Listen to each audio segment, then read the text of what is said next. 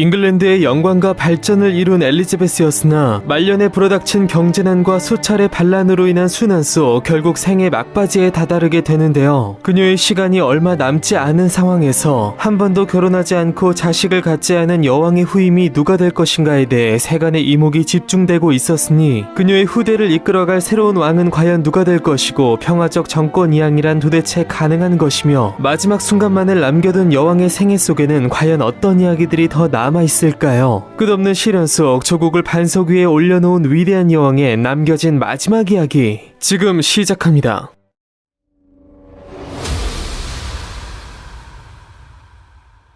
총애했던 데보르의 반란 사건을 겪으면서 큰 충격을 받은 여왕은 기존 노환의 우울증까지 겹치면서 급속도로 기력을 잃어갔는데요. 그렇게 자신의 임종이 다가오고 있음을 느끼고 마지막으로 의회 연단에 선 그녀는 지난날에 대한 회고와 군주로서의 책임감, 백성들에 대한 무한한 사랑을 담은 마지막 연설을 한 뒤 이에 감동받은 의원들의 열화와 같은 박수 속에 퇴장했으니 여왕의 이 마지막 의회 연설은 이후 황금의 연설이라 불리게 됩니다. 이후 여왕은 상당히 지친 나머지 무리한 치료와 약 복용을 멀리하면서 떠나갈 준비를 했고 굵은 빗방울이 쏟아지던 1603년 3월 24일 부친 헨리 8세보다도 8년이나 더 긴 45년의 긴 치세를 마친 여왕은 향년 70세의 나이로 숨을 거두게 됩니다. 여성인데다 사생아 논란이라는 치명적 장애를 딛고 무려 반세기에 달하는 45년이라는 긴 시간 동안 잉글랜드를 통치한 엘리자베스 1세는 국교의 정체성을 확립하며 종교적 국민적 통합을 이룬 것은 물론 최강대국 스페인의 무적함대 격파, 동인도 회사 창설과 식민지 개척, 각종 중상주의 정책을 통해 잉글랜드의 산업을 부흥시키며 그전까지 한낱 유럽의 변방으로 취급되어 온 잉글랜드를 열강의 한 축으로 나아가 이후 세계 최강의 대영 제국으로 성장하는 데 있어 발판을 마련한 인물로 평가받고 있는데요. 그녀의 치세 동안 잉글랜드는 모든 분야에서 발전했고 셰익스피어의 활약 등 문화적으로도 활짝 꽃을 피웠으니 후대의 영국인들에게 이 시기는 황금의 시대로 기억될 만큼 칭송받았고 엘리자베스가 영국 역사상 가장 위대한 지도자라 평가되게끔 만들었는데요. 무엇보다 이전 세대가 물려준 유산을 이어받아 내부적 종교 갈등은 물론 메리 스튜어트 등을 위시한 수많은 반역 음모가 있었음에도 불구 탁월한 리더십과 현명한 처신으로 이러한 어려움을 잘 봉합하고 대내외적 성과를 만들어냄으로써 국가가 나아갈 뚜렷한 방향을 제시했다는 점에서 높은 평가를 받고 있습니다. 한편 엘리자베스 1세는 그녀의 부친 헨리 8세 못지않게 종교개혁과 대외전쟁 등 굵직한 사건들 이면에 여러가지 흥미로운 이야기거리를 남기기도 했는데요. 부친 헨리 8세로부터 진한 사랑을 받지는 못했으나 외모는 물론 불같은 강인한 성격을 물려받은 엘리자베스는 당시 여성의 키로서는 상당한 170cm의 체격을 겸비했으며 승마와 사냥 등 강도 높은 운동을 즐겼고 회의 중 자주 격노하여 걸출한 신하들을 벌벌 떨게 하기도 했는데요. 무엇보다 통치기 전반에 걸쳐 여성에 대한 세간의 편견을 누르고 뛰어난 정치력에 의한 눈부신 성과를 통해 모든 것을 증명했고 선왕 에드워드 6세와 메리 1세 이상으로 국내 순행을 즐기며 백성을 만나 격려하고 어려움을 들으며 소통했기에 신하들로부터 오직 두려움의 대상이 된 헨리 8세와 달리 두려움과 더불어 존경의 대상이 된 것은 물론 남성왕 이상이라는 평가까지 받게 됩니다.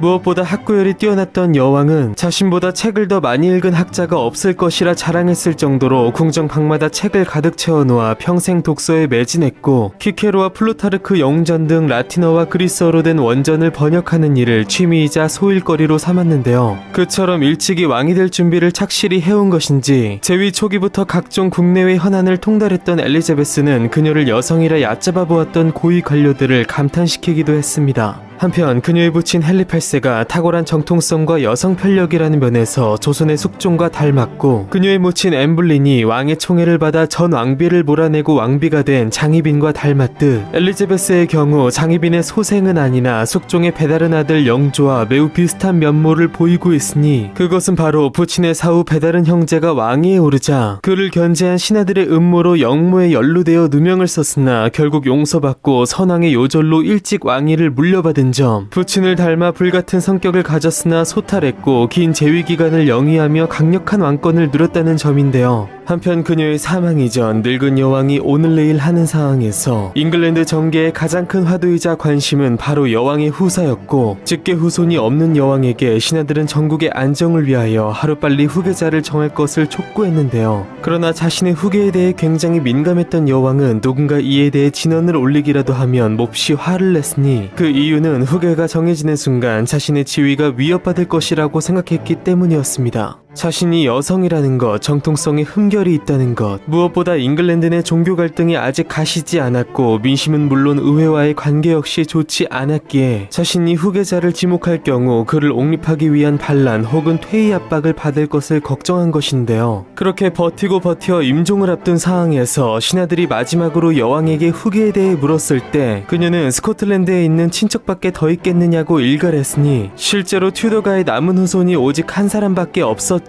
이것은 단지 왕에 의한 확정이 필요했을 뿐 이미 모두가 알고 있는 사실이었습니다. 그렇게 사망한 여왕은 웨스터민스터 사원에 안장되었고, 100년간 3대째 내려온 튜더 왕가의 직계 후사가 끊긴 잉글랜드의 왕위는 스코틀랜드에 남아있는 단 한 명의 반계 혈족에게 넘어가게 되었으니, 그는 바로 헨리 7세의 장녀 마거리 튜더의 증손자로서 엘리자베스와 평생의 라이벌이었고, 또 그녀에 의해서 죽임당한 메리 스튜어트의 아들 스코틀랜드의 왕 제임스 6세였습니다. 어머니 메리가 비극적으로 폐위되면서 고작 1살의 나이로 왕위를 물려받은 제임스 6세는 이미 36년째 일국의 왕으로 군림했고, 잉글랜드에서 메리가 처형된 이래 남은 후계자가 자신밖에 없음을 알고 13년간 이것을 위한 준비를 해왔는데요. 그렇게 기다려온 때를 맞은 그는 엘리자베스의 사망을 애도하는 한편 즉시 잉글랜드로 넘어와 스코틀랜드의 왕인 동시에 잉글랜드의 왕으로 즉위했으니, 그가 바로 잉글랜드 스튜어트 왕조의 시조 제임스 1세였으며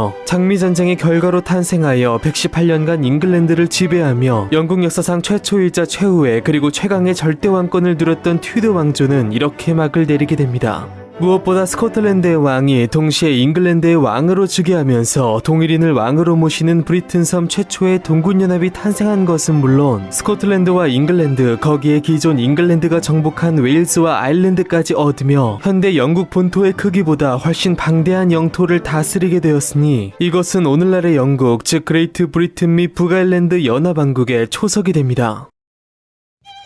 반역자의 딸로 태어나 폭군의 사생아가 되어 끝없는 죽음의 위기 속 끝내 잉글랜드의 왕위를 거머쥐었으며 45년의 기나긴 통치 속 눈부신 업적을 이루어내며 조국을 반석 위에 올려놓은 역사상 가장 위대한 여왕의 이야기는 바로 여기에서 끝을 맺으며, 더불어 1485년 랭카스터가의 반계 혈족인 헨리 튜더가 폭군 리처드 3세를 처단함과 동시에 장미전쟁을 끝내고 새로운 왕의 울음으로써 시작된 영국 튜더 왕조 120년의 이야기. 왕조의 시조 헨리 7세, 절대왕권을 휘두른 헨리 8세, 국교의 신교의 씨앗을 뿌린 에드워드 6세, 비운의 7일 여왕 제인 그레이, 카톨릭 복고를 시도한 메리 1세, 실현을 딛고 대제국을 건설한 엘리자베스 1세까지 장미전쟁의 끝에서 우여곡절 속 탄생하여 사랑과 배신, 정치적 음모와 종교 갈등 등 파란만장한 사건들로 점철된 속에 유럽의 변방국이 강대국으로 나아가는 데 있어 실질적 발판을 마련한 영국 튜더 왕조의 이야기는 바로 여기에서 끝을 맺으며 이제 곧 다시 새로운 이야기가 시작됩니다.